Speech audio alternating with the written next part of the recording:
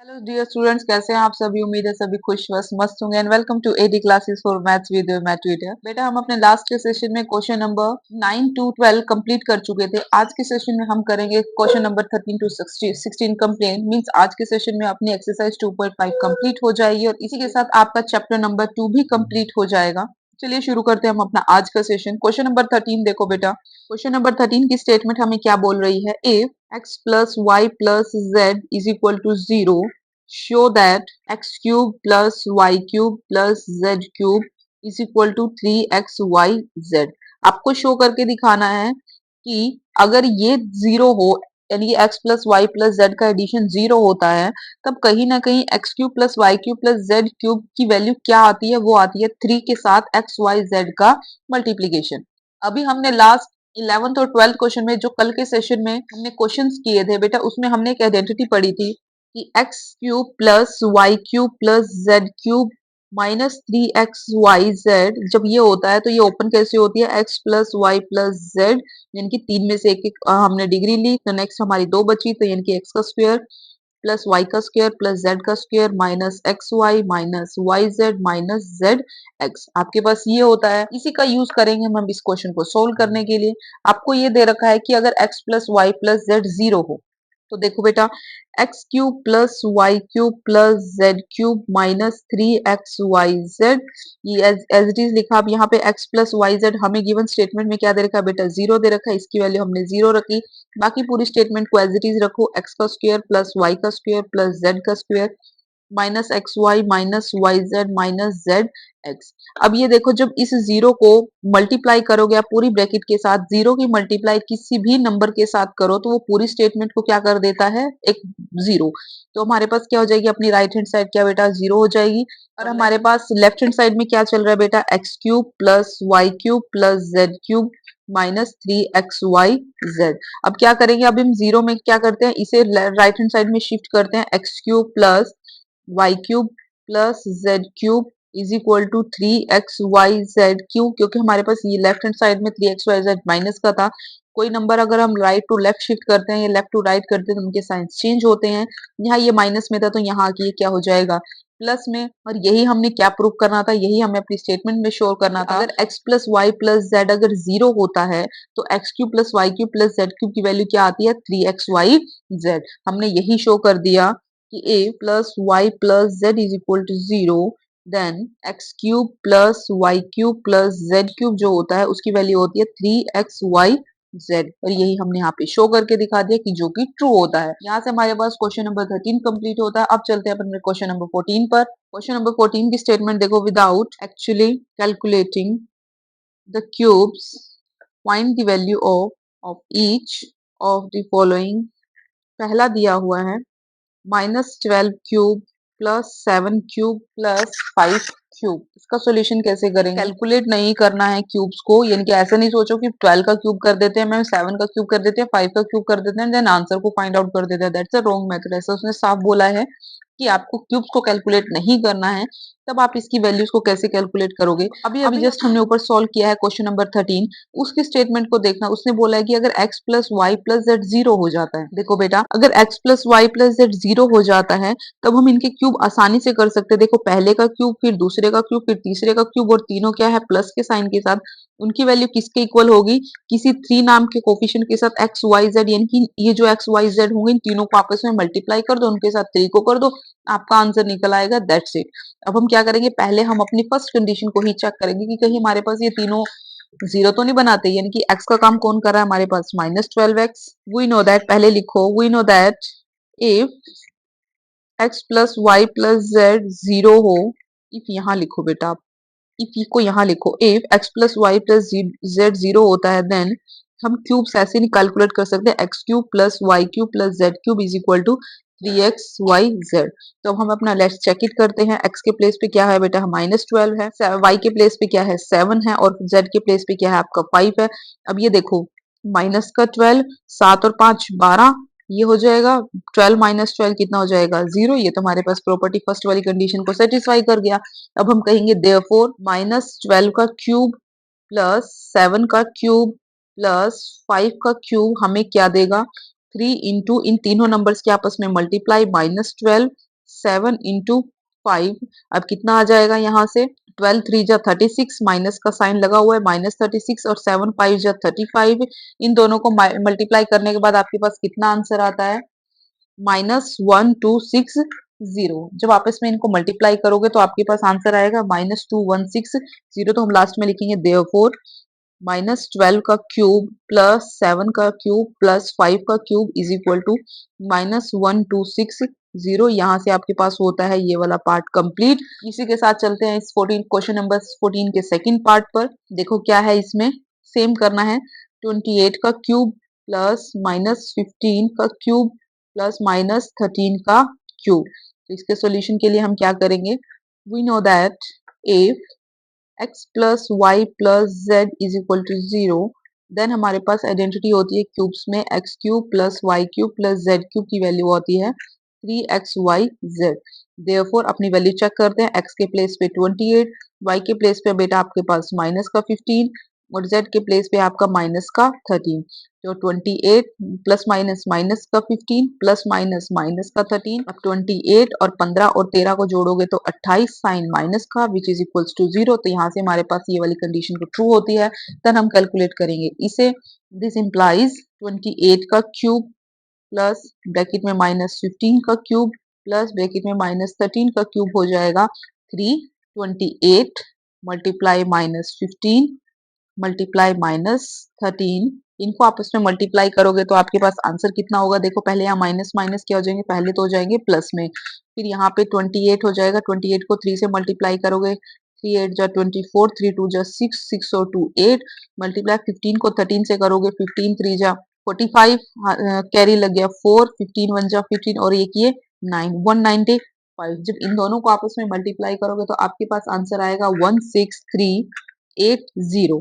Therefore 28 cube plus bracket में -15 का cube plus bracket में -13 का क्यूब आपको आंसर देता है 16380।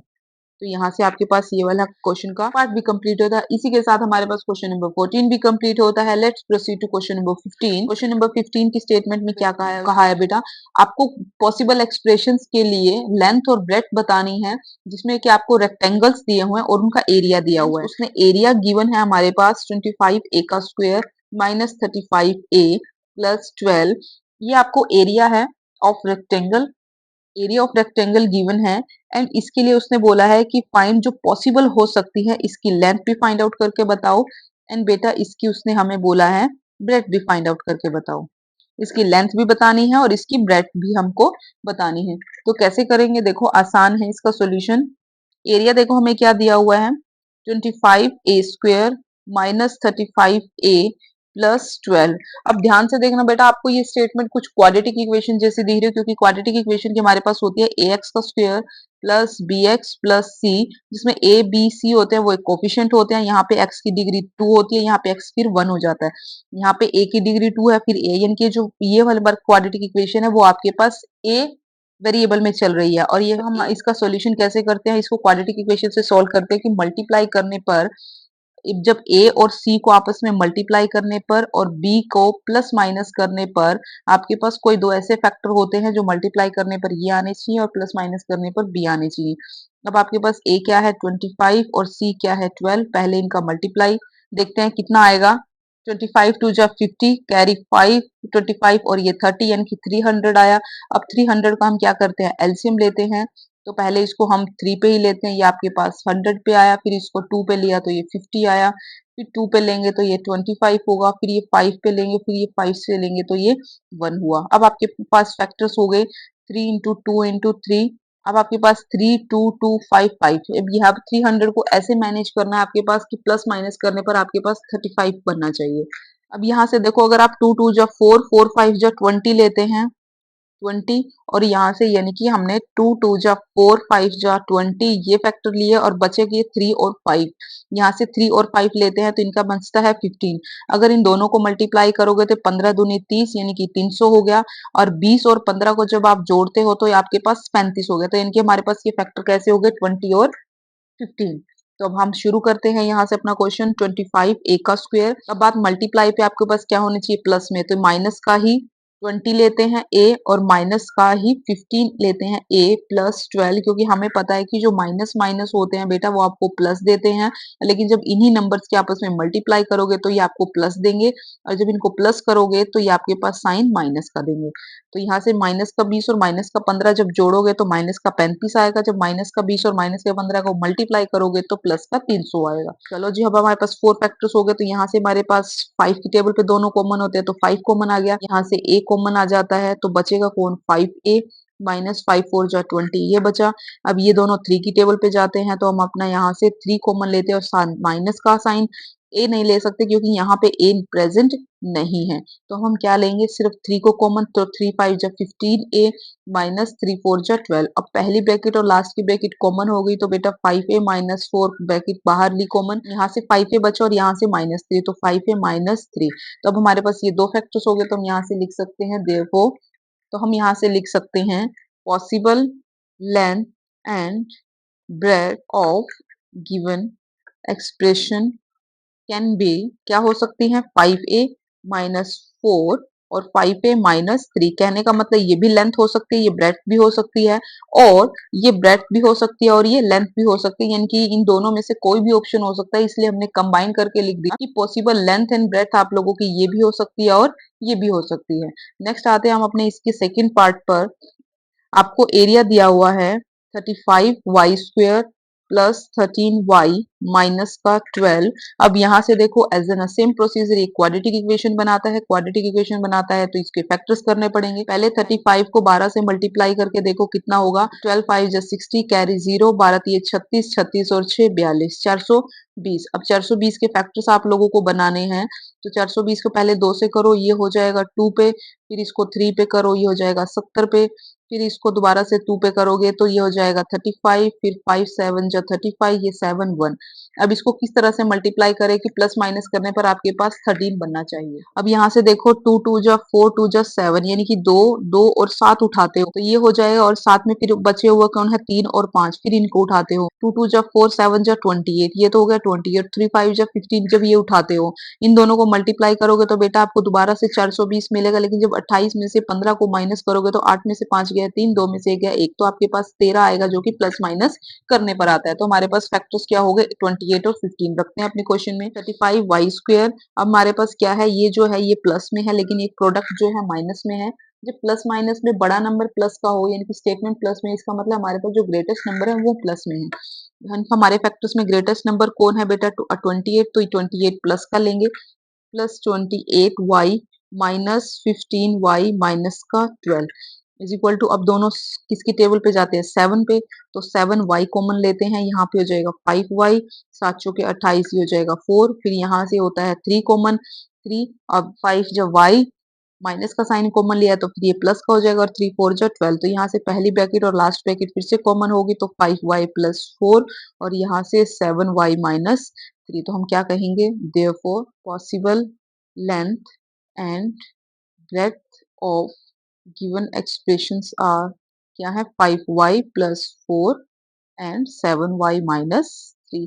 यहाँ से हमारे पास क्वेश्चन नंबर 15 भी कंप्लीट होता है। आई होप सो स्टूडेंट्स आप लोगों को समझ में आ रहा होगा। तो इसी के नाते अपने टीचर के लिए, अपने ट्यूटर के लिए प्लीज चैनल को लाइक शेयर एंड सब्सक्राइब कर दीजिए।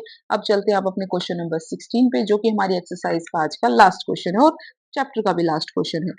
क्वेश्चन नंबर 16 की स्टेटमेंट में क्या कहा है उसने, what are the possible expressions for the dimensions of cuboid whose volume are given. कहने का मतलब आपको अब क्यूबॉइड दिया है, क्यूबॉइड दिया है, क्यूबॉइड की वॉल्यूम्स गिवन है, क्यूबॉइड की वॉल्यूम्स है। अब ये देखो क्यूबॉइड की वॉल्यूम क्या होती है, वो होती है बेटा length into breadth into h, l b h होती है, ये लेंथ होती है, ये ब्रेथ होती है, और ये हमारे पास हाइट होती है। अब उसने हमें वॉल्यूम तो गिवन है, वॉल्यूम गिवन है, लेकिन वो कहता है कि इनमें एल बी एच क्या हो सकता है, ये हमें फाइंड करके दिखाओ। ये हमें निकालने के लिए दे दिया और ये हमें गिवन कर दिया, ये हमें गिवन है। इसी तरह से करना है जैसे कि ऊपर वाला पार्ट किया है। देखो कैसे करेंगे, बहुत आसान है। फर्स्ट पार्ट देखना इसका, वॉल्यूम ऑफ क्यूबॉइड गिवन है 3x का स्क्वायर माइनस 12x। अब इसको देख सॉल्यूशन, अब 3x का स्क्वायर माइनस 12x। अब बेटा सबसे पहले ये देखो, अब ये 3 है और ये है 12। अब क्या 12 के फैक्टर में 2 2 जा 4, 3 जा 12, अब ये देखो 12 के फैक्टर में आपको 3 कॉमन दिख रहा है, यस मैम दिख रहा है, तो हम क्या कर सकते हैं, इसको 3 कॉमन ले सकते हैं, ले लिया जी। यहाँ x 2 है, यहाँ x 1 है, तो एक छोटे वाले को लेते हैं, x भी हमने कॉमन ले लिया मैम। चलो स्पेस बनाते हैं पहले। अब यहाँ देखो, यहाँ x की 2 है, यहाँ x की पावर 1 है, इनकी छोटे वाले को कॉमन ले सकते हैं, यहाँ से x कॉमन ले लिया।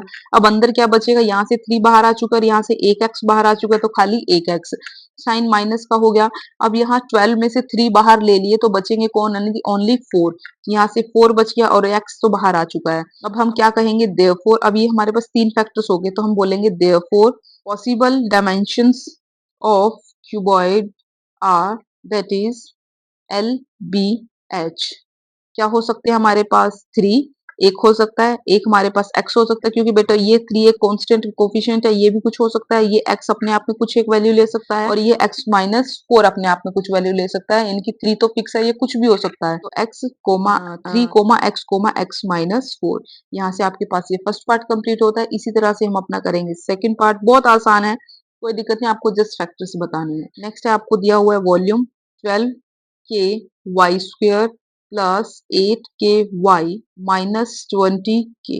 अब आपको दिया हुआ है 12 के वाई का स्क्वायर प्लस 8 के वाई माइनस 20 के। तो यहाँ से बेटा अगर आप ये चीज देखो, यहाँ पे भी के है, यहाँ पे भी के है, यहाँ पे भी के है, कि मैम के तो कॉमन आ रहा है, ये तो आप ले लो। अब ये देखो, अब इसको ये 2 की टेबल पे भी सारे जा रहे हैं, और 2 से बड़ा 4 पे भी देखो, 4 3 जा 12 होता है, 4 2 जा 8 होता है, और 4 5 जा 20 होता है, तो मीन सभी के बीच में 4 भी कॉमन आता है, बस y नहीं आता, क्योंकि यहाँ y 2 है, यहाँ y 1 है, और यहाँ तो y प्रेजेंट ही नहीं है, तो y कॉमन नहीं ले सकते। अब जो बचे हैं वो लिखते हैं। 4 की टेबल में 12 जाएगा तो कितने पे जाता है, 3 पे, चलो जी 3 के बाहर आ चुका है, y नहीं आया, तो ये y का स्क्वायर एज इट इज लिख दिया, चलो जी। अब ये 8 है, और 4 की टेबल में 8 कहाँ पे जाता है, 2, तो लिख दिया।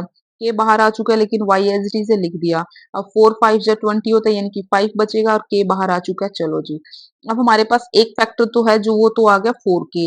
अब जो अंदर वाली ब्रैकेट देखो बेटा, वो आपकी बनती है क्वाड्रेटिक फॉर्म, तो हम क्वाड्रेटिक इक्वेशन की सोल्व करते हैं, प्लस 2y माइनस 5।